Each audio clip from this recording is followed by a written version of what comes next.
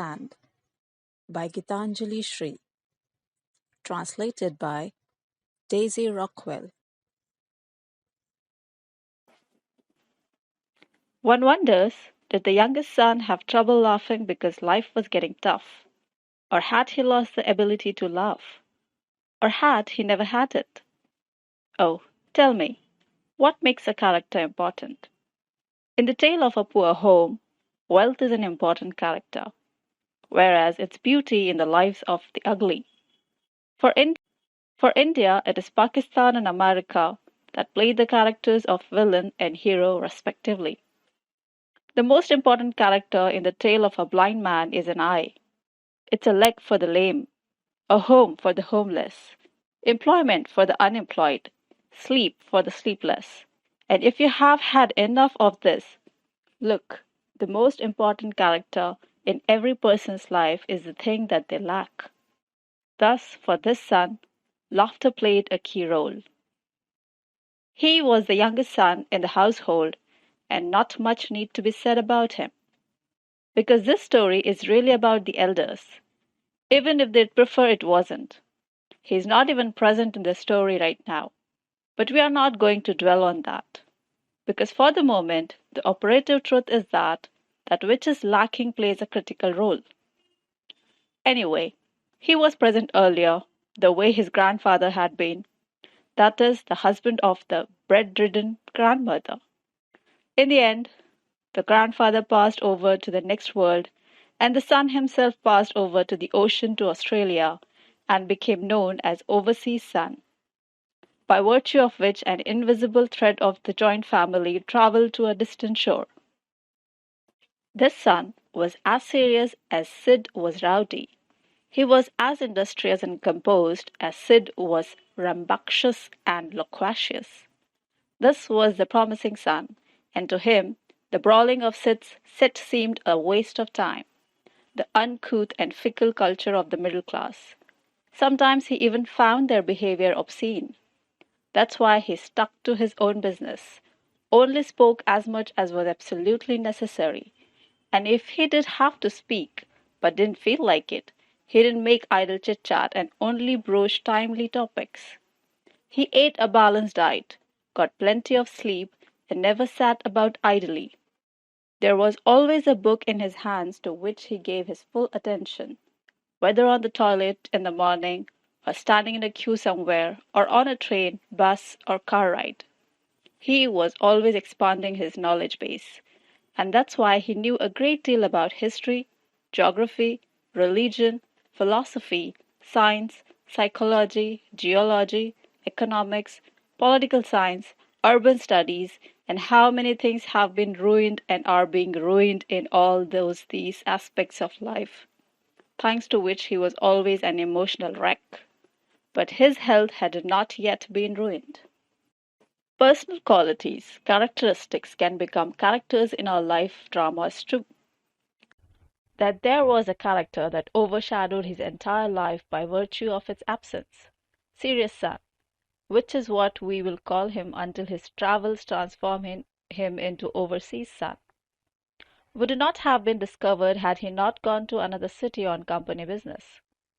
They say unforeseen events play important roles in our lives, whether for good or ill.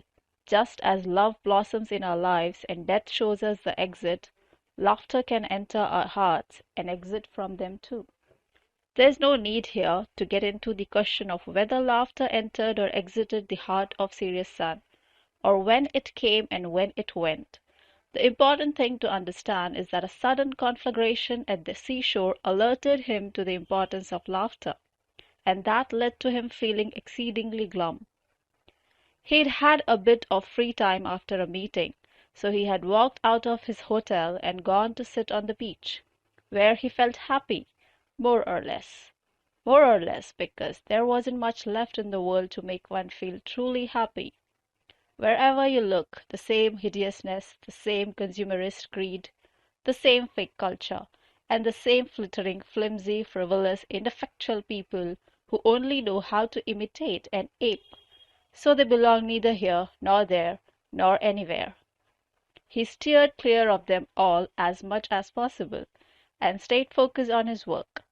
But here he encountered the singing, leaping ocean, whose leaping and singing were genuine, and therefore highly agreeable.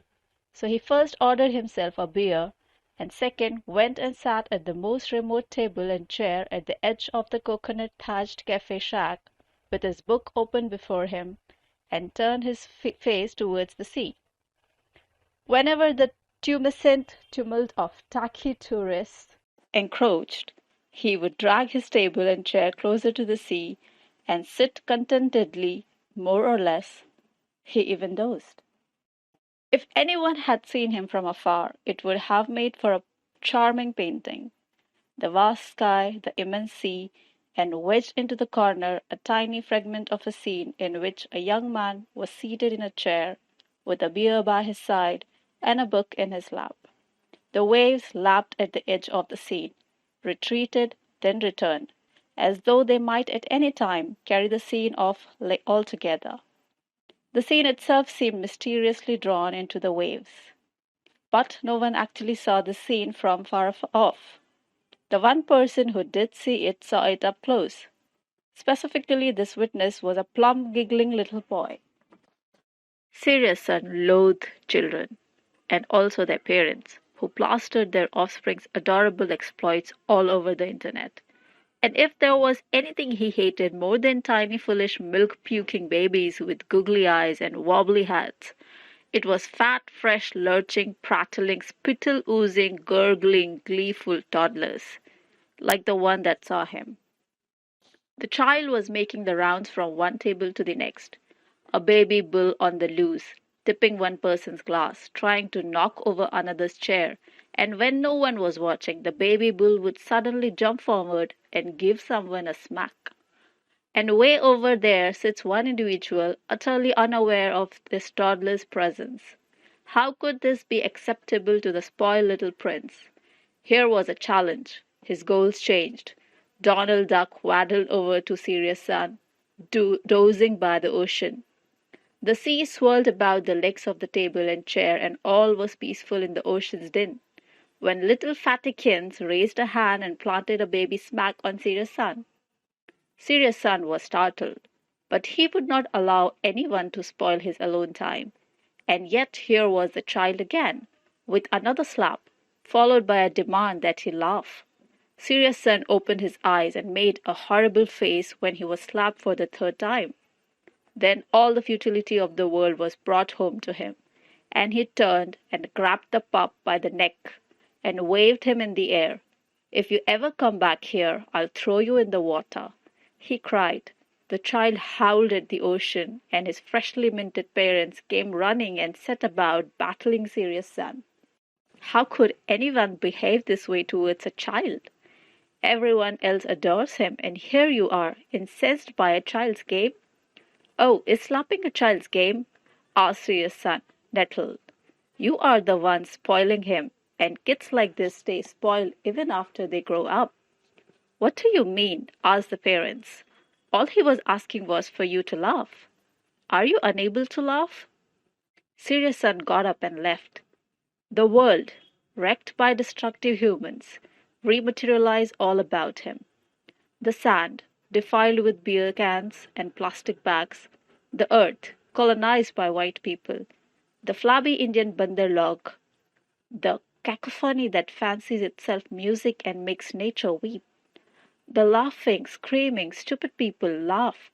They told him, "What's there to laugh about? Look at all you have done to this nation." Fume, fume, fume. Sirius Sen went back to his room, fuming, and fell asleep, and dreamed that he sat peacefully by the seashore beneath the vast sky, the waves softly lapping at his feet, slowly deepening their affectionate caresses.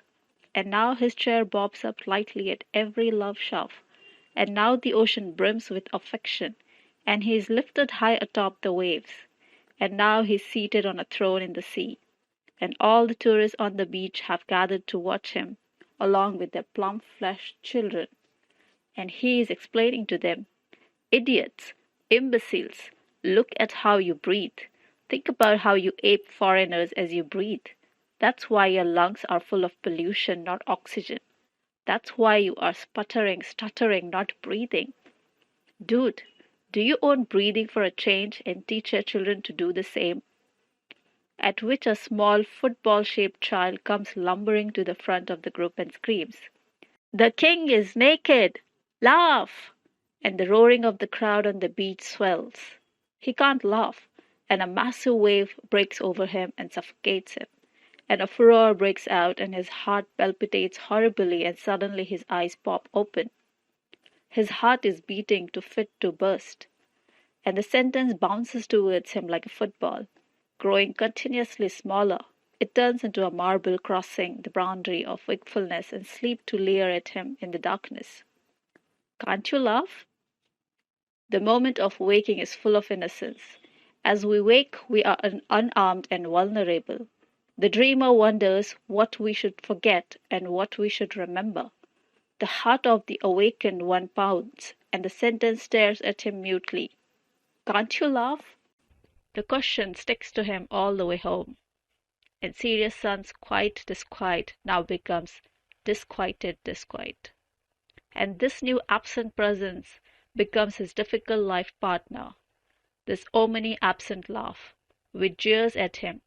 Dude, can't you laugh? Serious son was well versed in interpreting such ills as imperialism, colonialism, feudalism, commercialism, and he knew that it was these that had put him in this state. So there was nothing left for him to imagine that would gladden his heart and make him laugh. But it was one thing to be unable to laugh for some particular reason, and another to be unable to laugh at all. Once such doubts take root in one's mind, laughter disappears for even the best of us. The thought that one hasn't even the tiniest bit of a smile can make a person feel helpless. That can't be, thought serious son with agitation. Huh? I can't laugh. What kind of bullshit is that?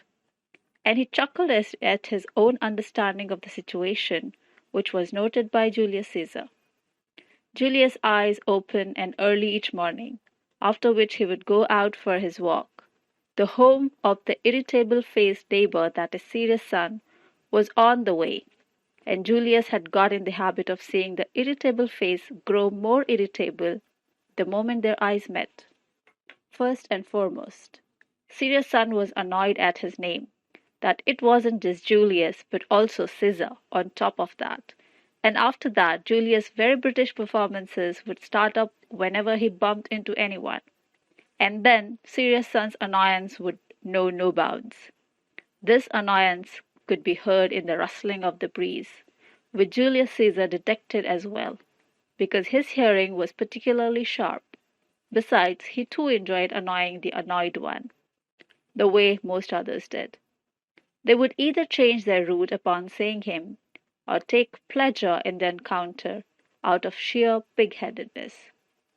Today as well, he was just about to make a show of his British manners when a new expression on the irritable face ruined his plans. So instead of the usual sit, shake hands, dance, he began to bark, bark, bark. The irritable neighbor had a weird sort of wrinkly mug. His lips looked like a cloth viciously ripped in two, with a scrap hanging down. His eyes were sunken into this flesh like two burrowing worms. Shoulders seized by earth, shaking jerks, and small shrieks burst through the crack in the torn face. Upon hearing the barking, Julius' master also looked that way and shivered. He wondered if the irritable neighbor was having a fit. But Julius understood completely. Oh, he is trying to laugh. He is trying so hard. Elated with his new discovery, he barked some more. But as he barked, he also began to feel sympathy. His master, however, dragged him away by the leash, without commanding him to waltz, shake hands, etc. This incident only served to increase serious son's unease. What did I just do? Was I laughing? Or not? He stretched his lips wide again and forced a chortling from his jaws, and swift as an arrow turned towards the veranda window to take a look before the laughter disappeared. The same torn face, outstretched lips, protruding teeth, squinting eyes. There. Who says I can't laugh? Isn't that a laugh? It is, isn't it? But the situation only grew more grave. Can't laugh, doesn't feel like laughing because doesn't laugh, or simply doesn't know how to laugh. Really, how can it be? Doesn't everybody laugh? Who doesn't know how to laugh? So have I forgotten how to laugh? Or was I just born this way? His heart began to pound, his face puckered up, and his forehead broke into a sweat.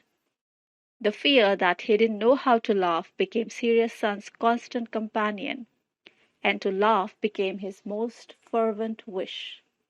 He began to practice whenever he could, sometimes alone, sometimes when there was someone else around. Sometimes he would even search someone out on purpose. It would be morning, around 6, newspaper delivery time. When he heard the paper drop, Sirius Sun would get up. He would hear the pounding of his own heart, jump in front of the mirror and stretch his lips out long and pointed at the corners like a mustache. He would bare his teeth and freeze his facial expression, and the newspaper boy wouldn't have made it to the door before he leapt out. He would take the paper from his hand, show his face, and not understand why the boy gaped back before hightailing it out of there. Sirius Sun would come back inside, the expression sealed on his face, and look in the mirror, but his laughter could not be kept alive in its glass. He continued to practice. As he read the paper, he would work on imitating bubbles of laughter.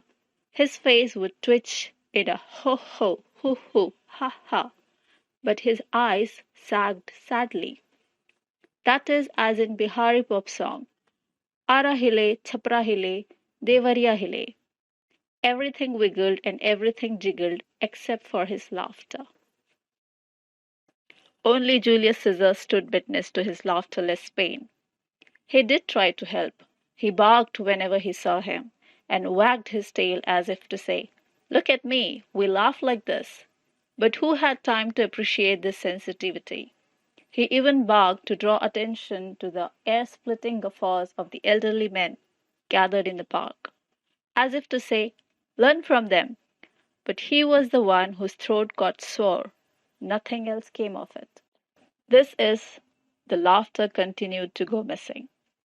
On top of that, when Sirius Sun infiltrated Sid's rowdy gang and stood around for a while, witnessing their enthrallment with Pepsi, beer, chips, wild songs, and dances, and didn't instantly turn away in disgust and leave, Sid chalked up the new contorted face to yet another entry in his brother's roster of irritable expressions.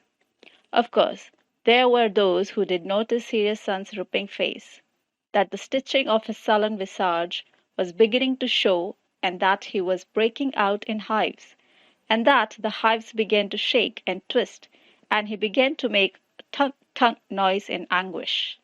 But since these people were not in regular contact with the sun, they would move away from him after a momentary shock. And anyway, everyone was in a hurry, taking care of their own business. Sirius Sun also had business to attend to.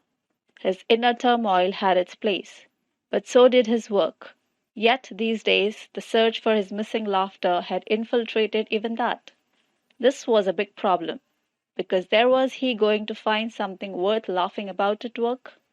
He tried the joy of laughter in the company car, but the driver's jaw dropped and his eyes popped out in astonishment, and Sirius Sun's laughter was nipped in the bud. The driver's Michael Jackson uniform and his "wow, oh shit," the consumerist culture of the street, the sun sobbing quietly amid the pollution, the ill-mannered city that lay beneath, discolored by dust, rust, and bird shit, the obscene malls, everything for sale, even water. The little girl tapping on his window was selling it. She's doing this instead of studying, and she's dressed in rags, performing a filmy number between the cars. Educated girls crossing the street, their clothing shrunk smaller than their minds, and any random guy you address, in whatever Indian language, answers in English, and in bad English at that. Even the Hindi spelling on the signboards is wrong. And as for spellings of English, words, the less said the better. By the time he has got to the office, Sirius Sun's mood has soared but his face still longs to laugh. His face tries at every opportunity, while his heart attempts to suppress his irritation. The things he used to say with disgust, he's dying to say with a smile. For example, when his colleagues were missing during the guest of honor speech, but 100% present at cocktail time, or when the secretary brought Gujarati pizza, that is, sugar sprinkled, or when someone proudly named a new flavor of their famous ice cream brand, Jack the Ripper, and the canteen worker dubbed his son Lalu Hitler. These people aren't even illiterate, but they do such things nonetheless. If you say Gandhi, the other person will say Sanjay. If you say Ustad Aamir Khan, then everyone thinks Aamir Khan from QSQT. What with these daily occurrences that usually wipe a smile off his face? Serious son peels away his serious face and plasters it with laughter instead. But why would no one comfort him by recognizing his bared teeth, outstretched jaw, and the hissing, popping bubbles of laughter? Some gazed in horror, others looked away. So his lips continued to strive, but the sadness in his eyes only deepened. Bahu, whom serious son had started to call Ma, because what is all this shortening of Siddharth to Sid, and Pushpesh to Push, and Shatrunjay to Shat, and Ma to Mom? Bahu is his mom, sensed her little one was besieged by worries. He's worried about me. She just knew it. The household's male chauvinist ways had bothered him since childhood. As he emerged to go to the office, she would come running and pop a fresh laddu, sesame, amaranth, besan, bundi, or some such, into his mouth to cheer him up, and she would say, "Rest a little. Don't be hard on yourself for the mistakes of others." And, "I'm fine, thanks to you, my darling. No one can be too hard on me." As he departed, serious son would rest his head on his mother's shoulder for a moment, and his eyes looked sad and the laughter would not come. He had grown even more serious than before, and fretted like a worried mother. But Bahu had not thought beyond this yet. She hadn't seen it all. How her baby was getting up at night in terror, scrubbing at the wash basin in the morning as he stared at himself in the mirror, trying to laugh, ho ho, he he, flecks of foam flying everywhere, and unable to laugh when face to face with anyone. His flesh and muscles contorted in a hiccupy dance, his bones a chatter. But how long could she remain ignorant of his state? She saw that instead of giving a scowling scolding to the colony's children for raising a racket at cricket, "What is all this crude language you're using? You don't even know English, just because you pick up a few words. Learn your own language first. Then go learn as many others as you wish, because that's the only way to breathe evenly. Otherwise you'll run out of breath, and you jokers will huff and puff. Go somewhere else and play. Stop making noise." He instead picked up the canvas ball rolling towards him and threw it back, and guffawed strangely, and cried, "Good shot!" and made a peculiar crumpled face. Bahu was next to him. She had pulled a muscle in yoga, was leaving the house to go to physiotherapy with serious son. The cricketers were in their own little world, but Bahu was shocked at her son's odd expression, and started keeping an eye on him from that time. So the story went on from there. Bahu saw that he wasn't sleeping. His appetite had gone the way of his sleep, and his face was blotchy. Horlicks, Bonvita, Chyawanprash, Ruafza, fruit. She started following him around with all of these things, worrying he might be growing thin. But her son's laughter was trapped, and the attempt to unearth it was sapping his strength. At night he would awake, heart pounding, liver quiver, guffaws foaming from his mouth, his stomach churning with anxiety, and the deepening chasm echoed horribly with emptiness, with not even finding an etch of a ha-ha. Forget the next three letters. So the story was stuck right at that point. If a story is stuck somewhere, it becomes evident that there's more of it to be told. We can't sweep it out of the way just yet. It's merely stopped for a breather. We have to wait and pick it up as it will. go along with its speed when it will. Think of a story as a living being. There are countless beings and countless types of beings. Physiques, lifestyles, screams, conversations, breaths, tremblings, horns, mutenesses, ways of living and dying, all different. So running off in the middle of a story in a huff is simply not acceptable. Let it live its life, find its own denouement. A butterfly's tail is a few days aflutter. A bee gets 4 weeks a buzz. A mouse drools over a handful of crumbs. If a dog lives 20 years, good for him. And yes, if you are a parrot, turtle, or elephant, you get a full century. The wretched cockroach won't even die when fired from a cannon. If you want to talk about snakes, you could tell a tale of serpentine wonder.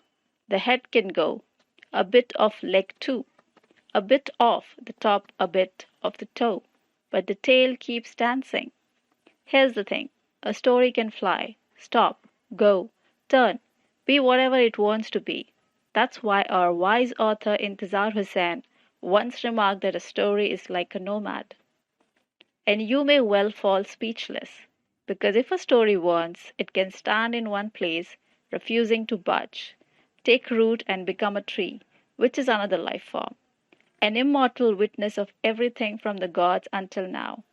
Planting the twists and turns of the story is curling stems, laying it to sleep among leaves, perfuming the breeze with it. Marvelous being, stories, preserved in death and in stone, in endless trances that evolve into tombs, surviving from one lifetime to another.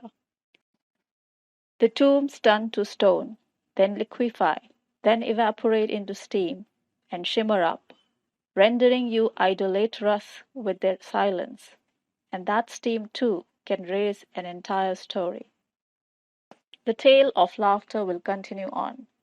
It will stop where it will, at a full or unfull stop, laughing or keeping lost laughter unlaughed, fully spontaneous. The gardener has no permission here to artificially shape the garden, forming a boundary hedge, measuring here, pruning there, perfectly precise, standing like a scrap of an army under a flag of false pride. We have got this garden surrounded. This is a story garden, here, a different light and sunlight. Rain lover, murderer, beast, bird, pigeon, fly. Look, sky. An ailment to beat all ailments. A life growing increasingly difficult.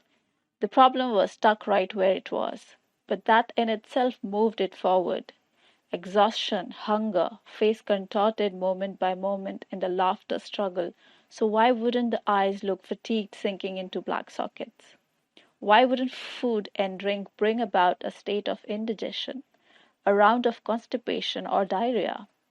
Why would the joints not ache and the brow not burn? That is one symptom after another, and after that a third, and the illness becomes laughter. Cramps. The son fell ill. In a city where numerous diseases are in a state of constant outbreak, whether from mosquitoes or water or air or food, why not a laughter germ? Who would have thought it? Certainly not the mother of the son.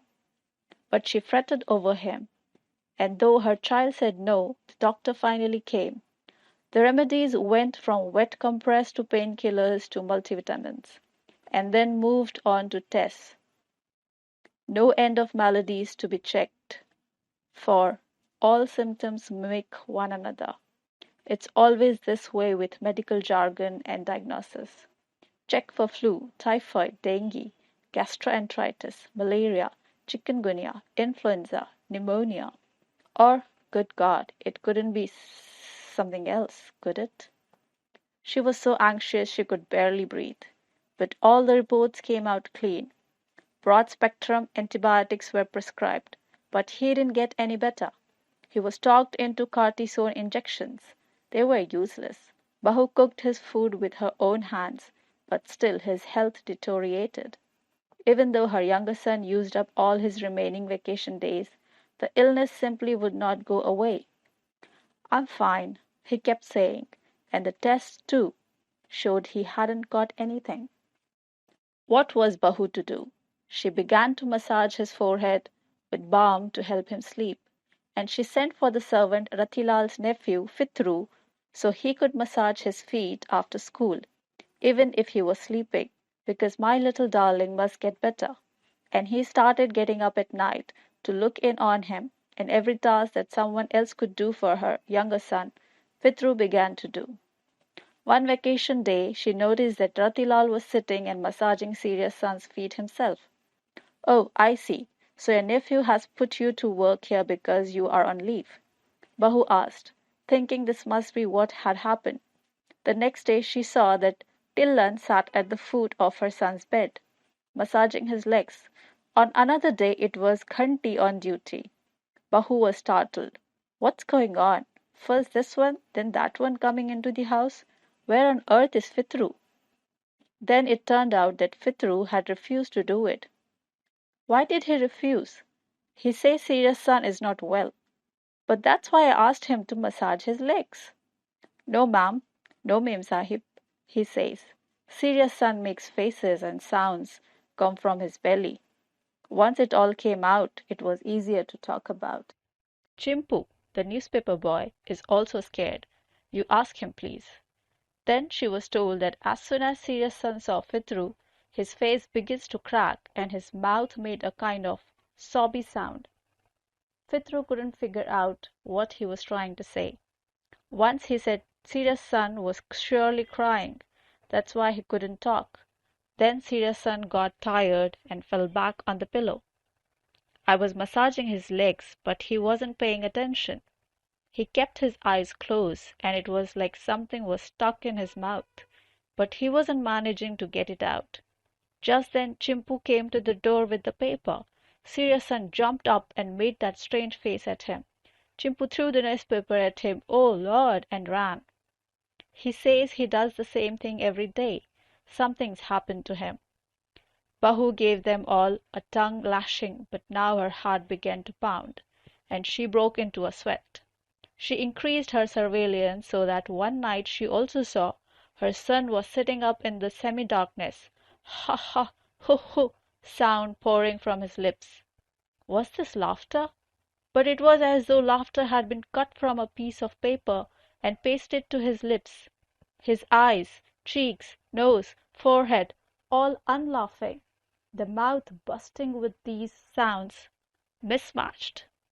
But why would someone sit alone in bed and laugh? How could she broach the subject with her son? When her two sons had been small, she had admonished them at times, don't make faces, the wind will change direction, and then your face will get stuck that way. But now, when he was taller than she, and now she began to notice it was happening all the time, as though her son were pasting a laughter-shaped sticker on his face, sometimes a large one, sometimes extra small, but none matched with the rest of his face. The sound that erupted was also wrong for the size of the mouth. His mouth opened in a small ooh. The voice stretched out in ha ha. The mouth opened with a long ha ha ha ah. The voice said he he. Something was wrong, very wrong. Her heart broke for her son. Such a brilliant son. His school record had been so good. Such a wonderful job at such a young age. When had he come down with this ha ha he illness? Finally, Ramde took control of the situation. She took Bahu and Sirius son to the tomb of Behke Fakir. There, Pir Nabina, more than 100 years old, worshipped with flowers at the tomb of his saint. His complexion was blue-black and his eyes a brilliant saffron. He was tall and wore a black cape and a necklace of large round orange stones. He didn't look one bit blind, but Ramde said his eyes don't see this world. They see everything beyond it. Pir Nabina held Sirius son's hand and took his pulse. He pressed his hand. He peered inside him. This made his eyes roll backwards in his head. There are blue marks on his feet. Yes, Ramde pressed her palms together. He gets a fever at night. In the morning it's gone. Yes, Pir Baba. His complexion is sallow. His mouth hangs open. Yes, yes. He shakes his face about violently. Yes, said Bahu. The mouth and voice refuse to follow the dictates of one another. Huh? When the jaws crack open, a faint hee-hee emerges when the lips part slightly to emit a drawn-out ha-ha. Yes, yes. Air bubbles burst from the mouth. Yes, Pir Huzur, they rise from his belly, from his heart. From his heart? Pir Nabina let go of Serious Sun's hand. His pupils rolled back into place. He sat down silently and began waving his tongs about in the air. His eyes gleamed. His illness? Both the women asked fearfully. What is it? His illness is that he cannot laugh. Pir Nabina had spoken. Teen. Wind blows ferociously, or arrives on tiptoe. Things move at their own pace. Things change, and that's also why they move ahead. Keep moving. The laughter departed, stayed away, returned, and knows what happened to it in all the twists and turns. But one thing's for certain. The cane arrived. We'll never know unless we question and counter-question Serious Sun and Bahu, reading between the lines and behind them too. What Pir Nabina's precise role was. Directly after the illness was identified, Serious Sun's company gave him a promotion and sent him abroad, making him the CEO of the overseas office. Overseas does not mean Nepal or Bangladesh. It means Germany, Australia, America, and so Serious Sun traveled to Australia and became Overseas Sun. Not evident from the pictures he sent once there was whether he was still ha ha ha without a smile, or whether his jaws were still stretched out laughterless and the bubbles in his belly still popped from his mouth, imagining themselves to be something else, and whether the environment still inspired his disgust, or if, once there, he now deemed malls, merchandise, and materialism praiseworthy. So basically, the laughter departed across the ocean, and the cane arrived from overseas. It arrived bringing Overseas Sun with it, who had come home for a few days to share the joy of admirable employment with his mother, father, country. He arrived bearing gifts: shirts, cotton wool, flowery plastic commode cover, T-shirts, non-stick pan, chewing gum, kangaroo key chain, collar paperweight, socks, fridge storage containers and bottles, and Ma, Akabahu, whenever you want, please come visit. And this is from an early bird sale, and this is from a closing sale, and the cane was half price but still cost 1,000 rupees. And he didn't have to say that, it was, oh, what a cane! No one had ever seen or heard the like before. What to say? It cost 1,000 rupees, said Bade proudly. It has every single color, enthused Beti. If you want, you can unfold it and walk around with it at full length, suggested the people who saw it. Or you can fold it up and put it in your purse. And Overseas Sun said, the cane is for Dadi. And Bahu said, go on, go give it to her then. The canes entered Ma's room and stood propped against the head of her bed. It was lightweight, shiny, thin. It made you want to fly, dance, make a splash, tap it, rest on it for support, send butterflies into flight, golden in color, covered with butterflies of every hue, blood red, gray, turmeric yellow, dark gray, rice paddy green, turquoise, purple, black, parrot green, white, all the wings a flutter, floral, striped, the wings, the cane's handle a beak. It contained smiles, flying, chatter. Who had ever seen such a cane? Could it be made of gold? Its original sale price was stickered on the neck. Everyone's eyes popped in surprise when they saw it. And if you jerked it, the butterflies flew up.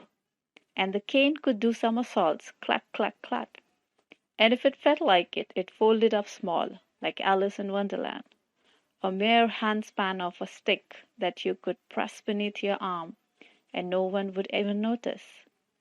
Are these butterflies or magical fairies? If you jerk them, they start flying out, and the cane grows long.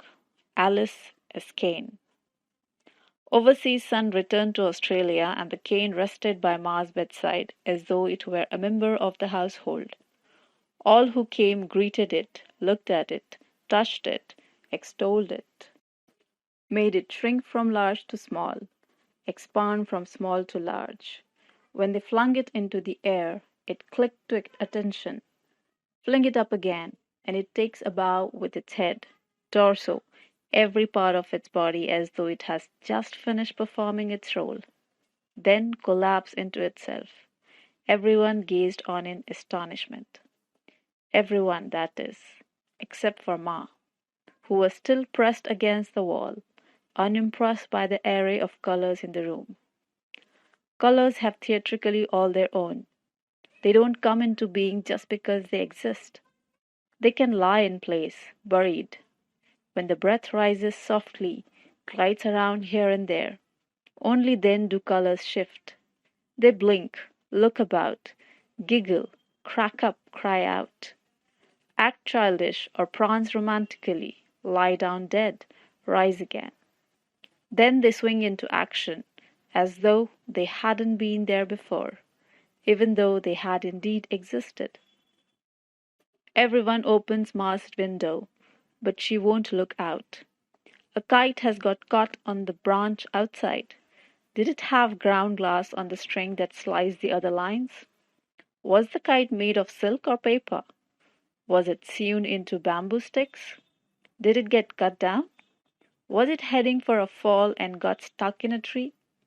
It is also multicolored, orange, purple, pink, colorful yet discolored. These tatters, did they flutter or flit? We will find out when Sid comes.